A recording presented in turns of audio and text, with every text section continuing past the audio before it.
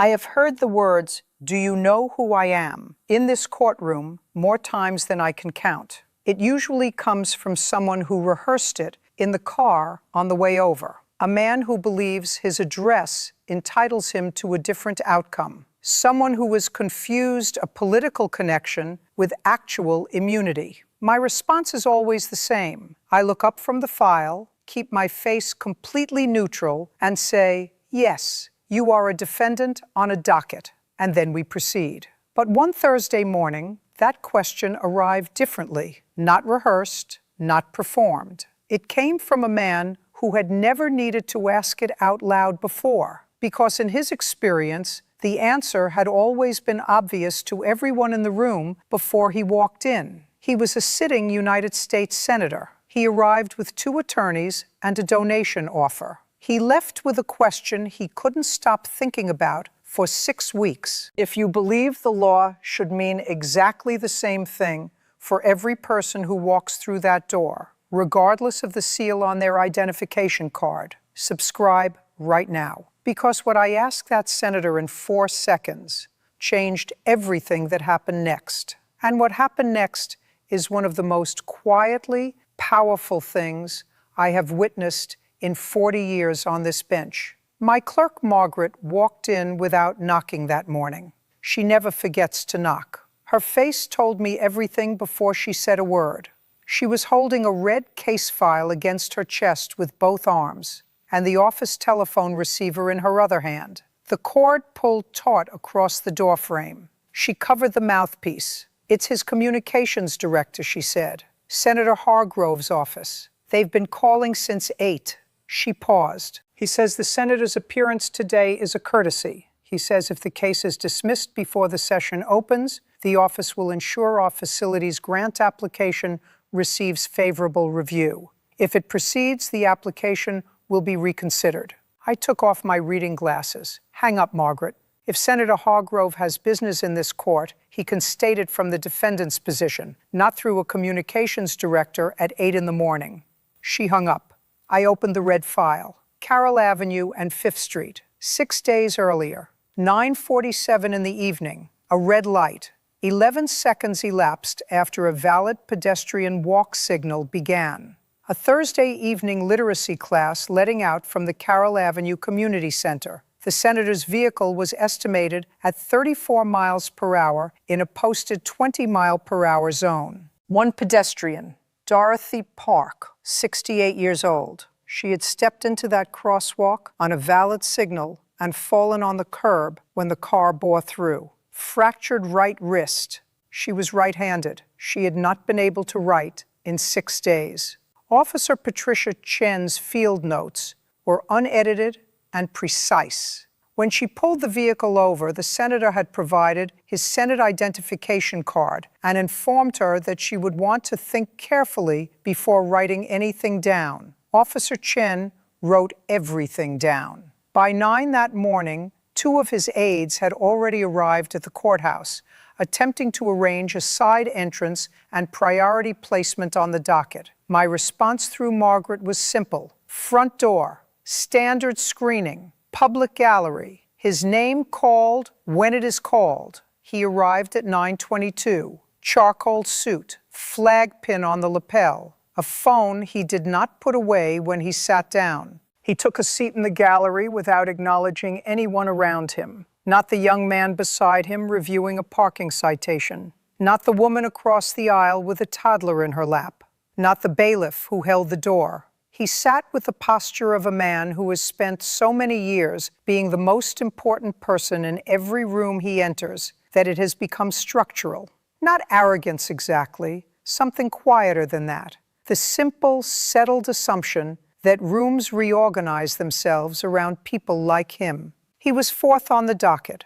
I opened the session. The first case was Walter Day. He was 74 years old, a retired postal worker. He had not been cited for anything. He had filed a voluntary witness statement as the primary pedestrian present at Carroll Avenue and 5th Street 6 days earlier. He had come this morning because he wanted to be present. He walked in slowly, carrying a canvas tote bag with a library logo on the side, and took a seat in the front row. He placed the bag on the chair beside him with the careful deliberateness of someone who has learned that careful deliberateness costs nothing and prevents a great deal. I entered his statement into the record and thanked him for coming. 15 feet behind him, the senator checked his phone. The second case was a young woman named Priya, 29 years old, a citation for an expired parking meter. She stood at the podium with the self-conscious stillness of someone who has never been in a courtroom before and is not sure about the correct way to hold her hands. I asked her why the meter had expired. She explained that she had been inside the hospital emergency room with her mother, that the situation had taken longer than expected,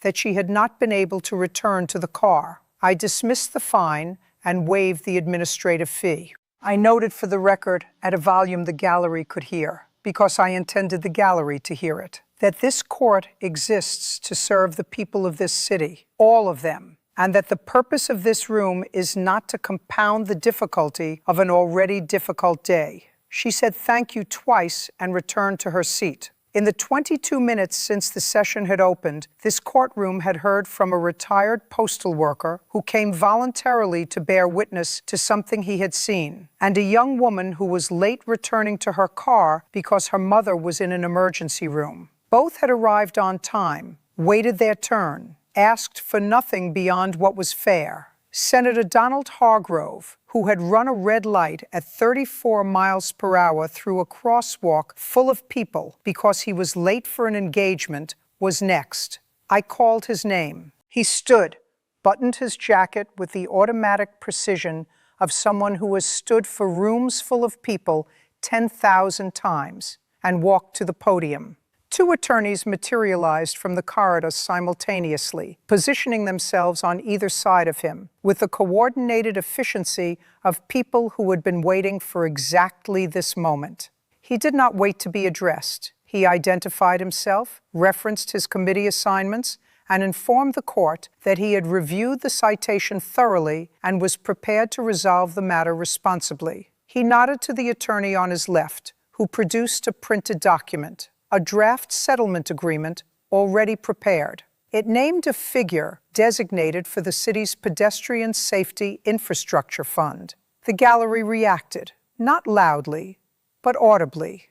I looked at the document. I set it down. I looked at Senator Hargrove directly. Senator, I said, before we discuss what you are prepared to offer, I have one question. He met my eyes with the patient confidence of a man who has answered questions in many rooms and has not yet encountered one he could not manage. Do you know the name of the woman who fell? The attorney on his right began to speak. I raised one finger. He stopped. I waited. The silence that followed was not dramatic. It was simply accurate. The senator's mouth opened slightly. He glanced briefly at the settlement document on my bench, as if the answer might be somewhere in the preparation his team had done. It was not. I opened the red file. Dorothy Park, 68 years old. Thursday evening literacy class at the Carroll Avenue Community Center.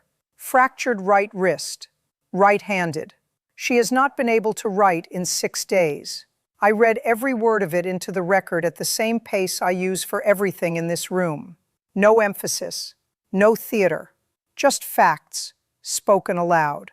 I closed the file. I have a second question, I said, and I want you to hear it completely before you answer it, or before your counsel answers it for you. I kept my voice exactly as it had been all morning. Not lower, not harder, the same.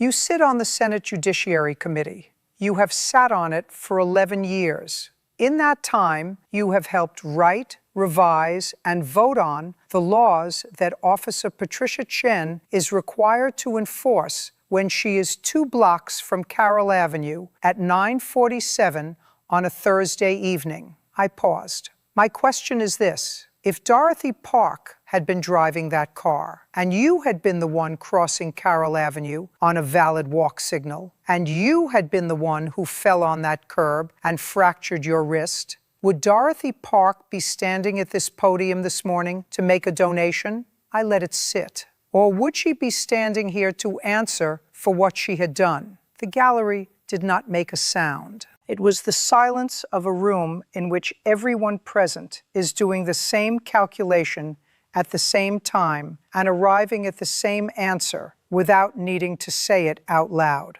The lead attorney placed a hand on the senator's arm, gently, the way you steady someone who has lost their footing. The senator did not look at his attorney. He did not look at the settlement document. He looked at me, and something shifted in his face. Not defensiveness, not anger, something quieter than both of those things. The specific expression of a person encountering a truth they already knew, but had never been required to hold still and look at directly. I picked up my pen. The settlement offer is declined. This court does not resolve citations through infrastructure donations. That will be noted clearly in the record, not as a commentary on generosity, but as a statement about what this proceeding is. This is not a negotiation. It is a hearing. I looked at him steadily. Senator Hargrove, you will pay the maximum applicable fine for each of the 3 citations issued by Officer Chen.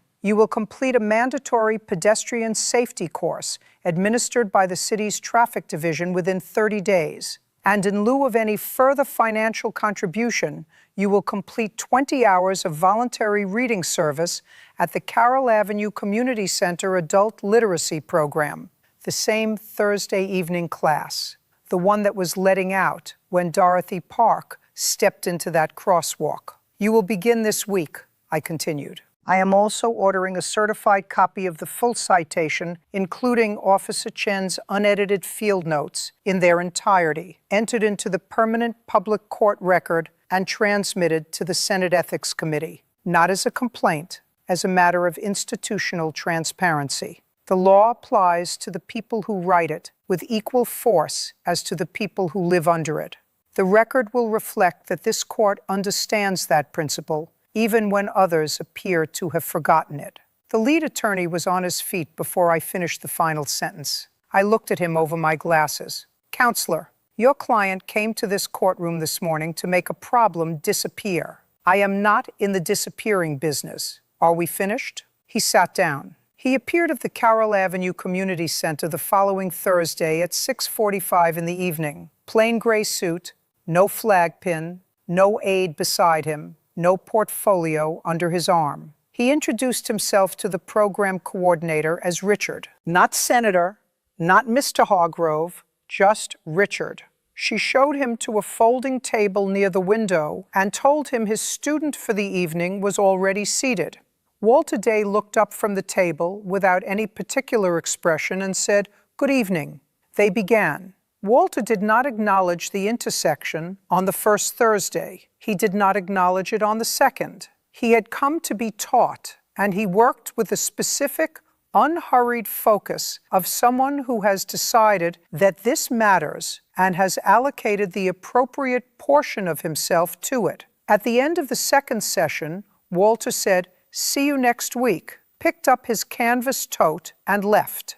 By the third Thursday, the senator had stopped checking his phone before class. By the fourth, he had learned about the grandson. Walter was working toward a specific goal, a children's illustrated history of the Postal Service, because his grandson wanted to be a mail carrier, and Walter wanted to be able to read it with him and understand why the boy cared so much about it. On the fifth Thursday, the senator arrived 10 minutes early. He placed a copy of the book on the table before Walter sat down. Walter picked it up. He looked at the cover for a long moment. Then he set it down, opened it to the first page, and said, "Read me that." Somewhere between the fourth Thursday and the fifth, the senator called Dorothy Park, not through a staffer, not with prepared remarks or a communication strategy. He called her himself from his own phone in the evening. When she answered, he told her who he was, and he said he was calling because he owed her a conversation, not a transaction. He wanted to know how her wrist was healing. She did not hang up. They spoke for 40 minutes. He paid her medical expenses in full. He established a small discretionary fund through the city's Victim Assistance Office for pedestrians injured in moving vehicle incidents. Named, with Dorothy's permission, after the intersection, Carroll and Fifth. He co-sponsored the Pedestrian Visibility and Accountability Act with a senator from the opposite party. Mandatory pedestrian safety certification for all sitting federal legislators every 2 years. Removal of the informal professional courtesy that had historically made traffic citations against elected officials an administrative rarity. Officer Patricia Chen was formally commended through his office as a matter of public record. He did all of this before he came back to court. He did not tell anyone he was doing it. He simply did it. 6 weeks after the sentencing, Margaret knocked on my door and told me he was there. I walked into the courtroom. He was standing at the podium alone. Plain suit, no pin, no portfolio, no one on either side of him. He had the quiet, settled energy of a man who has stopped managing the surface of himself long enough to find what was underneath it, and has decided that what he found there is worth presenting without assistance. He reported everything. 20 hours completed. Dorothy Park called directly. Carroll and Fifth established. The bill co-sponsored and in committee. Officer Chen commended by his office as a matter of record. I looked at him across the bench, not with warmth exactly, but with a specific regard I reserve for people who have chosen the harder thing when the easier thing was sitting right in front of them. The question I asked you the first morning, I said. It was not rhetorical. I know, he said. I've been thinking about it every Thursday. Good, I said. Keep thinking. I picked up the gavel. Case dismissed. He left through the front door. In the corridor, Walter Day was waiting, canvas tote, same posture, the patient stillness of someone who has been here before and understands the value of showing up. The senator stopped. They shook hands. Walter said, "See you Thursday." The senator said, "I'll bring the second book." He walked out into the street and hailed his own cab. No aid, no motorcade, just a man going somewhere, the same as everyone else on the pavement around him. I have thought about that Thursday morning many times since, not because of the senator, not because of the outcome, because of Dorothy Park, 68 years old, right-handed. She had been walking home from an evening class, moving on a valid signal, doing exactly what she was supposed to do. And someone who had spent 11 years helping write the laws of this country had driven through her crosswalk at 34 miles per hour because he was in a hurry. Her name was not in the settlement offer. It was not in the donation figure. It was not in the communication strategy or the infrastructure fund or any of the carefully prepared documents his team had assembled before arriving at my courthouse. She was a problem to be managed,